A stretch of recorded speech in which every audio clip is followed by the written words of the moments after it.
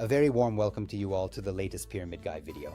Imagine that deep inside your skull, right at the junction of the two brain hemispheres in a dark, moist chamber, lies a tiny organ, no larger than a pea, which has fascinated mystics, philosophers, and more recently, ancient astronaut theorists for thousands of years. This is the pineal gland, which takes its name and shape from a pine cone, and it is perhaps the most mysterious part of our biological makeup. Looking back through history, we see that the greatest minds didn't just view it as a simple hormone-producing gland. René Descartes, the father of rationalism, for instance, went as far as to call it the seat of the soul. Descartes believed that while most of our brain is symmetrical, the pineal gland is singular, and due to its central location, it's the point where our physical body and the intangible spirit finally meet. This is the internal control center where stimuli from the outside world are transformed into thoughts and spiritual experiences. But why exactly do we call this tiny organ the third eye? If we delve into the anatomical details, we find some truly startling things. The interior of the pineal gland is actually made of cells that are eerily similar to the light-sensing cells in our retinas, and it even has a direct neural connection to the visual system. And this isn't just a poetic metaphor, because the pineal gland truly sees, it just doesn't perceive physical light, but rather the invisible vibrations of biological rhythms. And if we turn our attention toward ancient Egypt, the similarity becomes almost uncanny. The Egyptian depiction of the Eye of Horus, a symbol of protection, royal power, and health, matches almost to the millimeter the coronal section of the human brain, where the pineal gland and the surrounding thalamic system are located. Did the ancients already understand neuroanatomy back when we thought they were just building pyramids in the desert? Or perhaps they received some kind of outside assistance?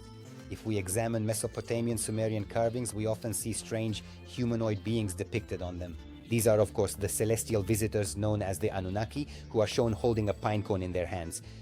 For a long time, archaeologists thought this was just a ritual object or a fertility symbol, but more modern, bolder theories suggest it was a technological guide.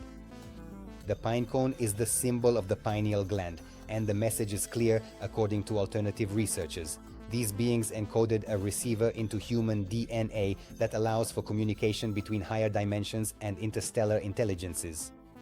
This organ doesn't just regulate our biological clock, but functions as a kind of built-in stargate through which human consciousness is able to transcend the limits of space and time. To understand how this biological stargate works, we must dive deep into the world of inner alchemy. You see, the pineal gland is a real chemical laboratory. By day, it produces serotonin, responsible for our mood and alertness, but as night falls and the lights go out, transmutation begins and serotonin turns into melatonin, which leads us into the realm of dreams. However, there's a third, much more mysterious component here, which researchers call endogenous DMT or dimethyltryptamine. This compound, often referred to simply as the spirit molecule, induces such a deep and radical alteration of consciousness that the individual ceases to exist in space and time and becomes one with everything. Many believe that the pineal gland is capable of releasing massive amounts of DMT, for example at birth or at the moment of death, or say during deep ecstatic meditations. This is precisely why shamans use the ayahuasca brew, which contains large amounts of DMT. From a spiritual perspective, the pineal gland is therefore nothing more than an antenna. Imagine your consciousness as a radio and the pineal gland as the fine-tuner of the device. In our everyday waking state, we only catch one kind of channel, namely physical reality, right? Which we see with our eyes and touch with our hands. But what if, by activating the pineal gland, we become able to turn up this frequency? Then we become able to catch higher vibrational ranges, those non-physical realities that are constantly here around us. It's just that our senses are too coarse for them. This antenna makes remote viewing, precognition, or even astral travel possible.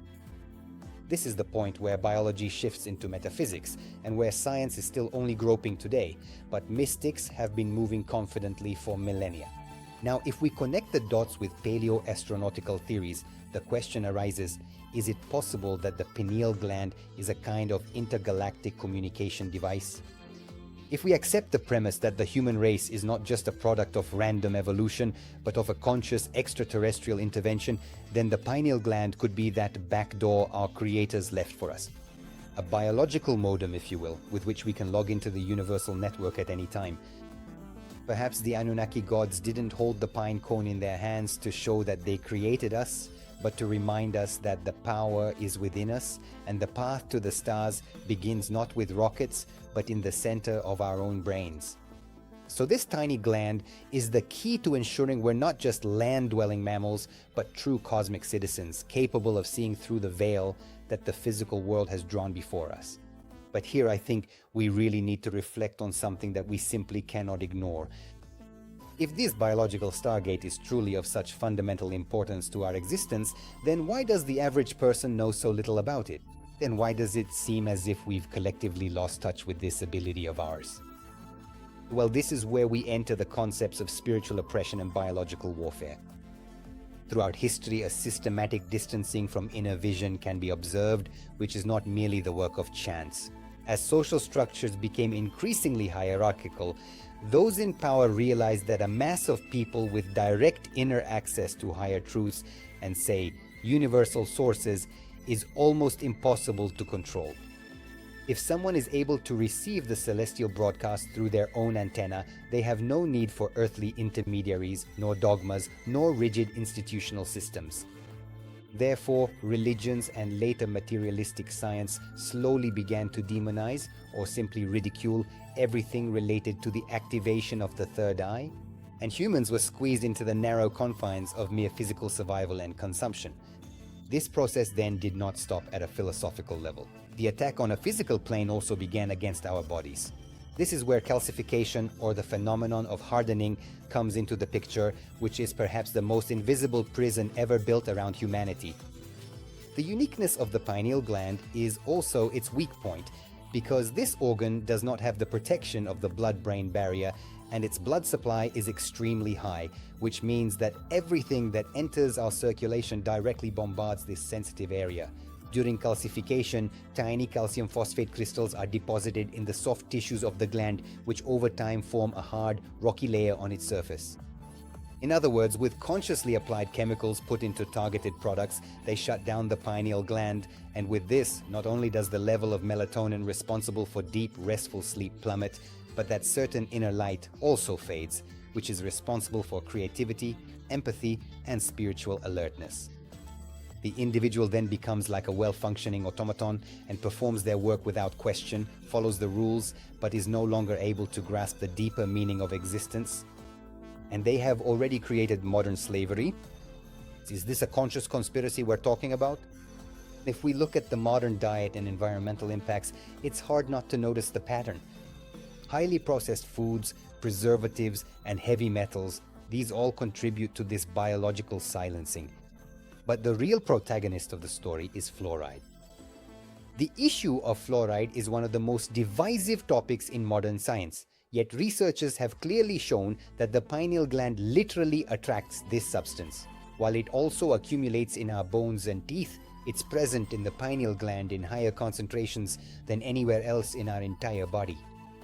Fluoride reacts chemically with the calcium in the gland, creating a crystalline shield that practically disconnects the third eye from the network.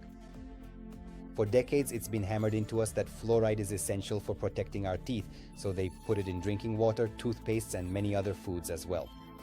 But from the perspective of spiritual awakening, this compound is nothing more than a chemical lock on our inner gate. A fluoridated society is obedient, less rebellious, and less intuitive, exactly what a system built on control needs. The situation, however, is far from hopeless. In fact, it's quite easily remedied. If you filter your drinking water, for instance, or use fluoride-free products, you're already easing the burden on the pineal gland. If you consume iodine-rich foods, for example, or say vitamin K2, seaweeds, or cilantro, then you've already contributed to liberating yourself. Just imagine a global society where activating the pineal gland isn't a secret esoteric practice, but a part of basic human existence. If our collective consciousness were to level up and we broke through the calcified barriers en masse, it would fundamentally shake everything we call civilization today. In such a state, empathy would no longer be just a learned behavior, but a direct, perceptible reality, because with the opening of the third eye, we would become capable of sensing each other's energetic imprint and true intentions. Systems built on lies, manipulation, and division would collapse like a house of cards, because a pure humanity can no longer be kept in check with fear or, say, false promises. And unfortunately, they are very, very, very well aware of this too. If the masses began to use this internal antenna, then in that new era, science and spirituality would finally view the world not as enemies but as complementary partners, since the dimensions mediated by the pineal gland would become measurable and experiential for everyone. In summary, the way I see this whole topic is that humanity has been staring at the stars for decades. We spend billions on space probes and massive telescopes while searching for that certain stargate or technology that will transport us to another galaxy. But what if the biggest secret is that this gate was never out there in the darkness of outer space? What if the pine cones of the Anunnaki visitors and the ancient mysteries all pointed to the same single shocking fact, that you shouldn't look for the exit in distant galaxies, because it's right there inside you, encoded in a pea-sized organ in the middle of your own skull? So I think we really don't need an external technological miracle, but rather the courage to face ourselves. And of course, let's protect our bodies and keep them clean. Stephen Greer is also of this opinion, and lo and behold, with the creation of the CE5 technique, he can even contact extraterrestrial beings. At least according to the news, that's how it is. So I think the key is in your hands, or more precisely, in your head. But as I usually say, please write in the comments how you feel about this topic, about the pineal gland itself, about how we don't deal with ourselves and thus have sunk into a modern slavery. It's not certain that it's like this. It's one thing that I see it this way, but it's quite possible that you see it differently. Tell me what's on your mind regarding this. Maybe there will be plenty of comments that will paint a completely different picture of how the world works. I believe in the power of the community, in fact, only in that, but we'll continue from here next time. Until then, you take care of yourselves. Kisses to you and rock and roll.